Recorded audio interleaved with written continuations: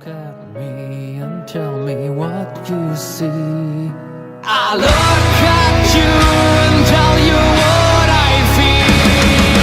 Look at me and tell me what you see. I look at you and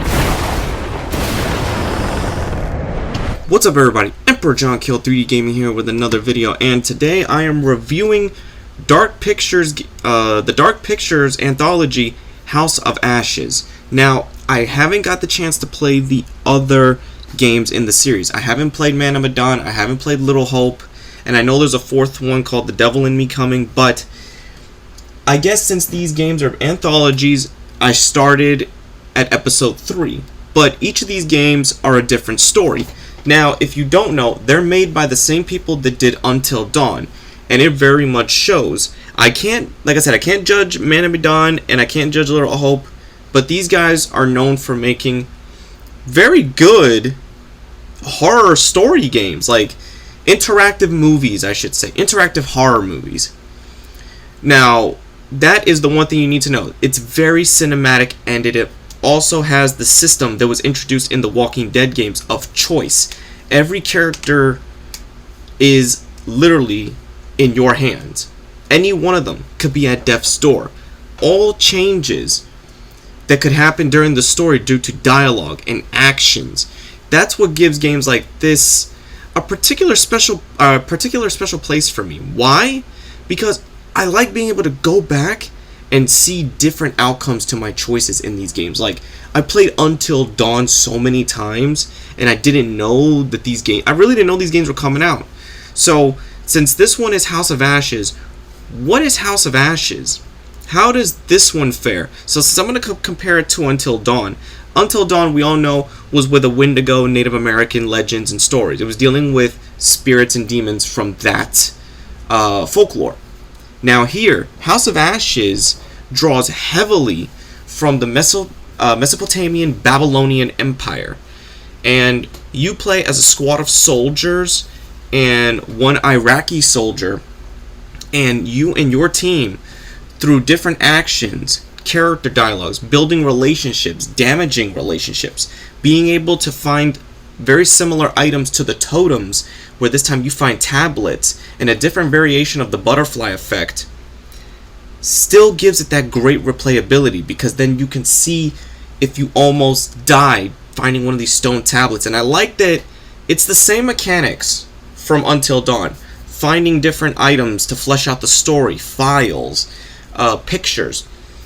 But here, I feel that this game, though shorter than Until Dawn, because Until Dawn had a lot more to collect and a lot more character choices and endings, this one you could finish in about 6 to 6.5 hours if you're not looking for all the collectibles.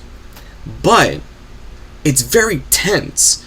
This storyline reminds me of those crazy going underground films. You know, like films like The Descent. If anybody ever heard of this is a very rare one.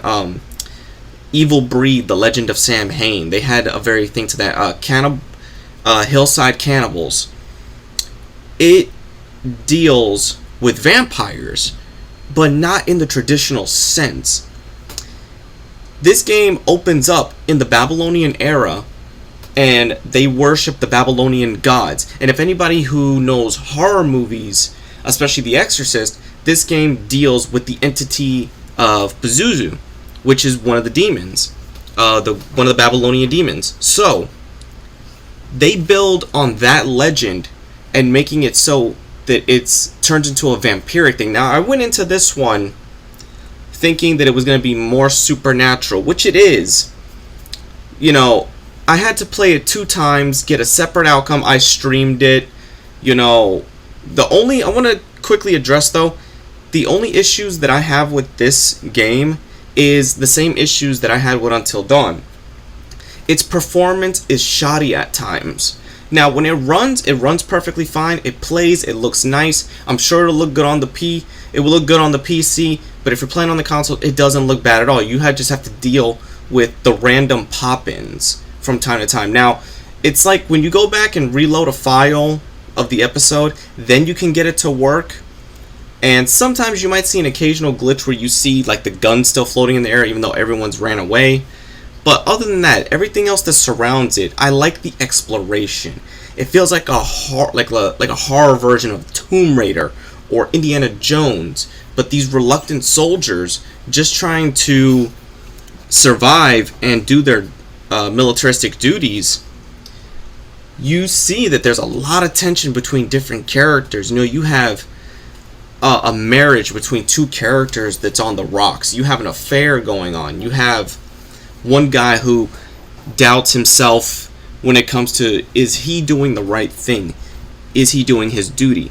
Then you have the conflict of the enemy of my enemy is my friend, because this game takes place not really 2 years after the 9/11 attacks. So in this era, or in this year, you can understand the tensions. It might seem dated, yes, but if the year that it takes place in, it's acceptable.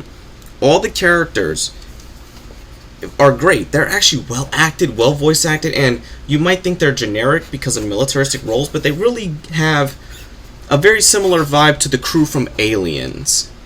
And just like Until Dawn, where you have the psychiatrist you would always see during different intermissions, this one, I don't know this character, but my buddy, the Mad Kiyoma, told me that this guy pops up everywhere in the other two games, because he has the other games. He's streamed them. I'm now getting into them. So he's like the narrator, and by my understanding, he could be Death himself telling you these stories, since the song from Until Dawn plays here, the one called Oh Death, Will You Spare Me for Another Year. This one has a different variation to it. It has a rock theme to it, where apparently Man of Medan and Little Hope also have different versions of the song. But it's basically telling you that it could be that Death is telling you these stories. Now, as the game progresses, it's like becomes this fight for survival. I feel more tension here, even though yes, this is shorter. The characters are well done. The environment they're put in is well done. The collectibles and the story that happened to the, just like Until Dawn, where you had the sub stories of the asylum, the inmates, the Wendigo. Little things you find. Sorry about my stuffy nose. If you hear me snorting a little bit, it's because I have allergies. Now, here you find an expedition that was here in World War II, and they came across these basically vampires. Now, these vampires have been around since 2223 BC Mesopotamian era, which is before Christ. So you later find out that, is this supernatural or is it not? It's a mix between sci-fi and supernatural. And the twists and turns that you find out throughout the course of this 6.5 hour journey, which is again 6.5 hours with looking for no collectibles, just speed running the story. You could get more out of it going through. It changes the vibe from something you felt as supernatural. See, because the enemies look supernatural. There's a character at the very beginning of the game, in the introduction level, that I won't say what happens or spoil, but if you haven't played this game, or if you plan to play it, or if you've already played it, then you know what I mean. But let's just say, basically seeing that character return makes it look like a supernatural vibe. And then it introduces this whole sci-fi element, which I didn't know how to feel about it, but then when I look back at the great sci-fi movies, and if anyone's ever seen Vampires from Mars or Space Vampires, those cheesy movies that are so, like, they might be bad, but they're enjoyable and they're fun. It took me back to that. And these guys, the developers of Until Dawn and this anthology series of Dark House Pictures, I'm very intrigued of what they can do next. These guys can take almost B horror content, like horror grade B level stuff, and make it serious and make you actually fear for these characters. And overall, the game did its justice. Now, I judge it. I got it for $20, and I want to say it's a 7 out of 10 experience. I enjoy it. I plan to go back and get the different endings and see where it takes me next.